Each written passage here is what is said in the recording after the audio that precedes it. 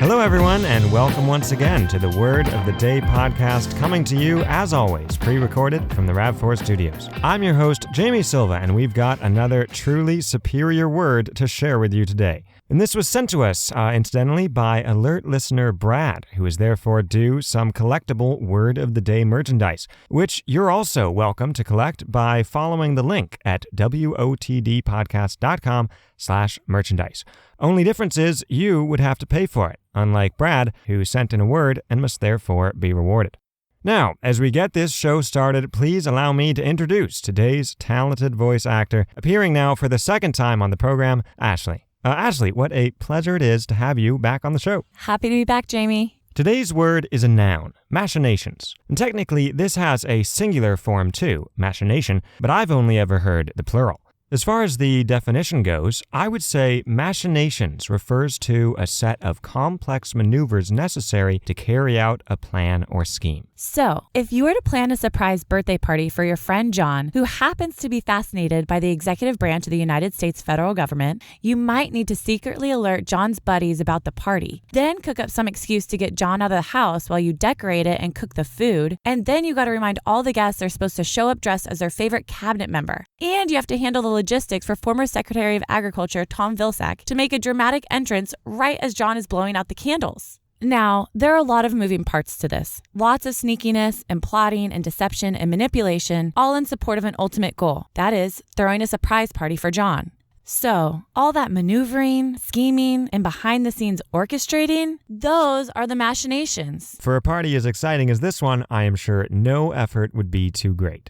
But now let's take a look at the official definition for machinations. And this reads, quote, a plot or scheme, unquote. Well, I have to say, I'm a little disappointed by this. Why is that? It's a bit simplistic, don't you think? A little too broad, perhaps? Like, I don't think this word is as much about the scheme itself as it is about all of the work and the preparation and subterfuge and manipulation that goes into the scheme. For example, no one would say, guess what? I have a devious machination in mind to convince my boss that I'm stuck in the lion enclosure at the zoo, and therefore I can't come into work today. Using machinations like it's interchangeable with the word scheme, as I just did, makes no sense. What would make sense, though, is if you used machinations to refer to all of the complex plotting that was necessary to pull off this elaborate ruse. Like, say, playing really loud recordings of your cat snarling in the background while you're on the phone with your boss pretending to be stuck in the lion enclosure. And also whispering in hushed tones, so it sounds like you're hiding in the bushes, hoping the lions won't see you. And lastly, having your cousin call your work separately to ask if you're in that day, while wondering aloud how to interpret this text he got from you, containing just a lion and a frightened face emoji. You see, it's all these components of an elaborate plot that warrant the use of the word machinations. I mean, maybe you could say all of that is implied by just the concept of a plot or scheme, but I don't think so. Some schemes are simple. Schemes involving tons of machinations are not. One way to remember the sense of complexity that the word machinations entails is to consider the basic concept of a machine. Obviously, there are many kinds of machines with varying levels of intricacy, but I think the most intuitive form that leaps to mind is something like a mass of interlocking metal cogs and rods and pipes, bolts, levers, pulleys, switches, and chambers, and things marked danger, do not touch. There's a lot going on, and it all has to function simultaneously and seamlessly in order for the whole machine to work. And that's sort of the vision you want in your head when you think of machinations. Lots of moving parts and lots of things to keep track of at once if you want your scheme to come to fruition. This also reminds me of something called a Rube Goldberg machine, which takes a very simple task and automates it, but in the most roundabout way possible, using a great number of steps that proceed in domino-like fashion, where each one triggers the next one, which triggers the next, which triggers the next, and so on. And no electricity or batteries may be used to power these contraptions at any point. It all has to be old-fashioned power sources. One classic example of a Rube Goldberg machine is the self-operating napkin, which promises to wipe your mouth automatically as you eat so you don't have to. The self-operating napkin works like this, and Ashley and I are going to go real slow here so you can visualize it clearly. As you lift your spoon to your mouth, a string attached to your hand pulls the handle of a ladle, causing that ladle to fling a cracker into the air. A parrot sitting on its perch flies off to get the cracker, which means a small bucket on the other side of the perch tips over and empties its contents into another bucket. And as that bucket sinks under the weight, a string attached to the handle pulls back the lid of a lighter, the flame of which ignites the fuse on the firecracker. As the firecracker shoots off into the sky, there would you want to be outdoors for this, by the way, like at a picnic. Oh yeah, this machine isn't for the dinner table. So anyway, as the firecracker zooms off, a knife fastened to the back of the firecracker slices through a string that was tied to the pendulum on a clock. Which means the pendulum is now free to swing back and forth, as pendulums do. On the end of that pendulum is a napkin. And the napkin, at last, wipes the mouth of the person who took a bite of food way back at the beginning. And that's it. 8 separate actions involving 12 objects, depending on how you count them, and that's not including the string that connects a lot of those objects together. If you haven't seen the Rube Goldberg machines, just Google some and check out the designs and explanations, which are really neat. The one we just described should be one of the first image results. You could even try designing your own. But the reason we mention them, again, is that the sort of step-by-step, everything falling into place complexity of Rube Goldberg machines is also the quality you would expect with the machinations necessary to carry out a complicated scheme or plot. Keep in mind, though, that machinations do not have to do with actual physical machines. We're drawing this parallel strictly for illustrative purposes. You know, all this is actually a great prelude to today's edition of Not in Stock, a segment in which we discuss a revolutionary new product or service that we unfortunately don't have available right now in the Word of the Day online store, which, once again, you can find at wotdpodcast.com/merchandise. Ashley, why don't you introduce the folks to today's product? You got it. Today we are featuring a fantastic build-it-yourself kit that, once assembled, will look up words in the dictionary for you automatically. It goes like this. You pick up a pencil and write down the word you want to look up. As you write, a string attached to the end of the pencil will pull a little bell back and forth. The sound of the bell alerts a trained hamster, which is included in the kit, although you have to train it.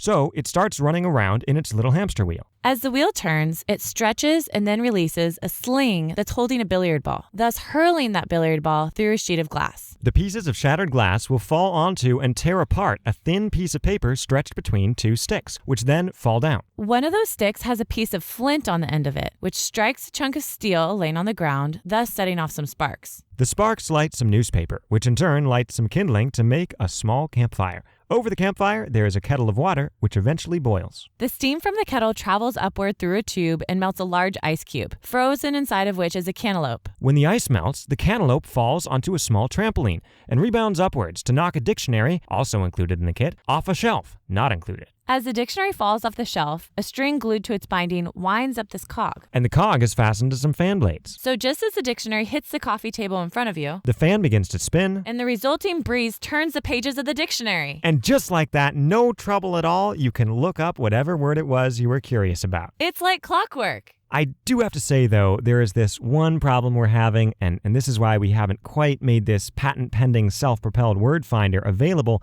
in the Word of the Day online store just yet. See, we're not quite positive how to make the fan stop right when it gets to the page in the dictionary that has the word you're looking for. It's just a minor detail. Super minor, Ashley, it's true. And every great invention has a small hiccup at some point. So, yeah, we'll keep, perfecting the machine. And as we do so, I guess we're going to have to keep feeding all these hamsters. You probably shouldn't have bought so many. Yeah. Which reminds me, if any of you listeners out there want a bona fide Word of the Day hamster, we have a 2-for-1 deal right now, hamster wheels included. With that fabulous product out of the way, let's get back to machinations, and specifically a couple of important usage tips. First, you don't always have to say what the machinations are. You don't have to lay out every step of the complicated strategy or scheme in question. Simply using the word machinations implies the plot was complex, and that's usually sufficient. Second, the word machinations doesn't necessarily have a negative connotation. Certainly, there are many dark and devious reasons to carry out a convoluted scheme, but there are lots of good reasons too. Like John's party. Yeah, like John's party. John will never forget that party. And neither will Tom Vilsack. Well, it's now time to check out some examples of the word machinations in everyday conversation or writing. Ashley, you can lead us off. Example number 1. Always the matchmaker, Jen employed a series of cunning machinations to ensure her sister would be forced to spend several hours in the company of a guy Jen thought would be perfect for her. Example number 2. Despite many clever machinations involving flattery, bribery, and more flattery, Dwayne was unable to get the smart kid in class to join his study group. Example number 3 comes from the book Imagination and Heart by the American author James Fenimore Cooper. Quote, Edward Stanley was early left an orphan. No father's guardian eye directed his footsteps. No mother's fostering care cherished his infancy. During his early youth, he had to contend against the machinations of a malignant uncle who would have robbed him of his large possessions and left him in black despair to have eaten the bread of poverty. Example number 4 comes from the book Bureaucracy by the French author Honoré de Balzac. This selection is from the very beginning of the book, which tells of a man and his wife who are living in Paris, which, as we know, is very expensive. And unfortunately, the husband in this story does not possess enough money or prestige to permit his wife to travel in the high social circles that she desires.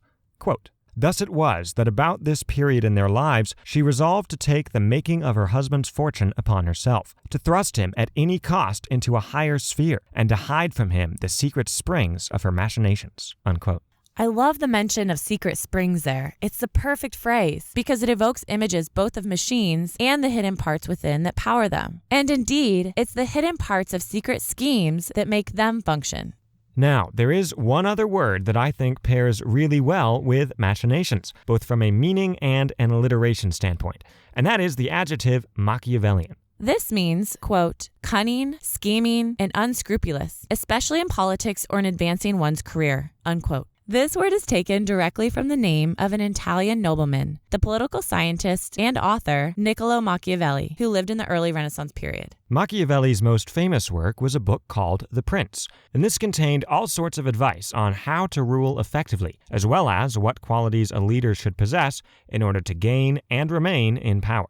Notice that I did not say rule with benevolence and gentleness, nor did I reference the qualities a ruler should possess in order to garner universal admiration from subjects and peers alike. No, this is hard-nosed, look out for number one, dog-eat-dog kind of stuff. To be clear, this book isn't an instruction manual on how to be evil. Not exactly. It just says, look, setting aside all questions about morality, right or wrong, etc., if you want to be a successful prince, here are some pro tips. Maybe those tips involve imprisoning all your political enemies. Or maybe they involve setting up an independent and impartial justice system and providing free housing to the underprivileged. Sometimes what's good for the prince is also good for society, and the smart prince has absolutely nothing wrong with that.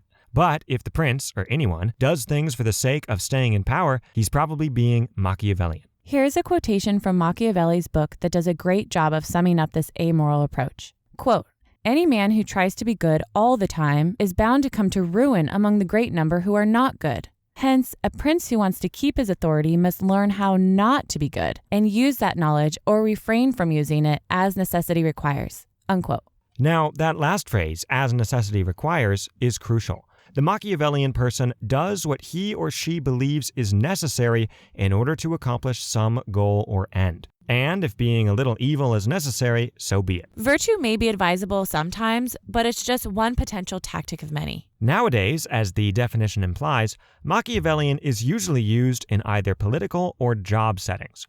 The reason is that these are two settings where people's competitive, even cutthroat tendencies often emerge, and they do whatever is necessary to get that promotion or win that election. Decisions or actions that are undertaken to achieve those ends, especially if they're kind of devious and backstabby, can accurately be described as Machiavellian. This is why Machiavelli is usually credited with coining the phrase, the ends justify the means, even though he never actually said it. It's easy to see why Machiavellian is the perfect companion word to machinations. See, if you're doing all of this behind-the-scenes scheming and manipulation and crafting of intricate plots, it's quite plausible that you're doing so for Machiavellian reasons. Right, because you're trying to gain power or influence or money or some other selfish end, and you have a secret and obviously very complex plan to achieve these goals. And in fact, so closely related are these two words that we find them in the same chapter of that book, Bureaucracy, that we read from a couple minutes ago, a mere few paragraphs before the selection we highlighted, describing the exact same situation. Remember that there is a man and his wife, and the wife is searching for ways to elevate her husband's station in life so she won't be relegated to a dull, impecunious middle-class existence thanks to his lack of ambition. So, the following is written from the wife's perspective. Quote, was it not her husband's duty to give her a suitable position in the world? If she were a man, she would have had the energy to make a rapid fortune for the sake of rendering an adored wife happy. She reproached him for being too honest a man. She sketched out for him certain brilliant plans, in which she took no account of the hindrances imposed by men and things. Then she became in thought as Machiavellian as Gondreville, and more unprincipled than Maxime de Trailles." Unquote. Are we supposed to know who those people are? No, we're not. I looked them up, and they appear to be fictional characters from some of the author's other works. But the point is, they're apparently Machiavellian and unprincipled types, and by encouraging her husband to stoop to dishonesty and do whatever is necessary to become extremely wealthy ASAP, the wife here is also being somewhat Machiavellian and unprincipled. And you know what she'll probably use in order to execute those brilliant plans? What's that? Machinations. But of course. So yeah, in terms of usage, Machiavellian generally works when you want to accuse someone of callously looking out for their own interests, aiming for their own success, and being willing to trample others, deceive them, whatever it takes in order to come out ahead.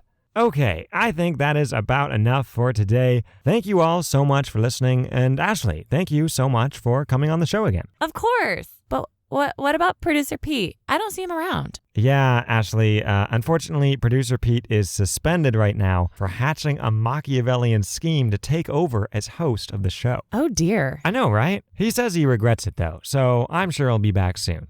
Anyway, we hope you enjoyed the show, and if you did, perhaps rate us on iTunes or like our Facebook page for even more fun show stuff. Until next time then, this has been the Word of the Day podcast. I'm Jamie Silva, and we'll see you next time.